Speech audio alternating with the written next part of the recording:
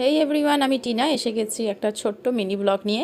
এই ব্লগে তোমাদের সাথে শেয়ার করব আমাদের বাড়ির আশেপাশে যে মা অন্নপূর্ণার পুজো হয়েছে বিভিন্ন জায়গায়, তারই ছোট ছোট বিশেষ মুহূর্ত।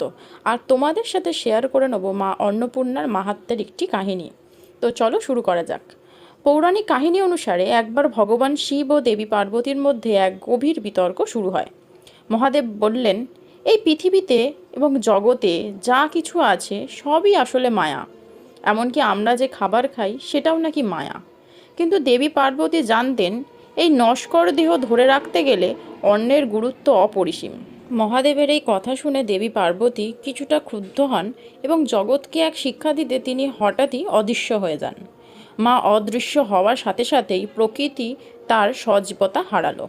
মাঠের ফসল শুকিয়ে গেল, গাছে ফল ধরা বন্ধ হয়ে গেল এবং সারা পৃথিবীতে এক ভয়াবহ দুর্ভিক্ষ দেখা দিল। মানুষ থেকে শুরু করে দেবতারাও ক্ষুধা আর জ্বালায় হাহাকার করতে লাগলেন।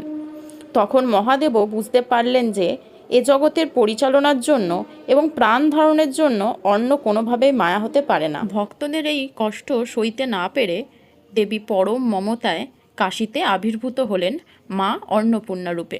তার এক হাতে সোনার অন্নপাত্র আর অন্য হাতে ছিল হাতা। তিনি ক্ষুধার্তদের অন্ন বিলি করতে শুরু করলেন।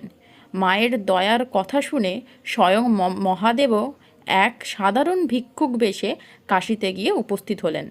তিনি নিজের ভুল স্বীকার করলেন এবং দেবী অন্নপূর্ণার কাছে অন্নের ভিক্ষা চাইলেন। মা নিজের হাতে মহাদেবকে অন্ন দান করে জগৎকে রক্ষা করলেন।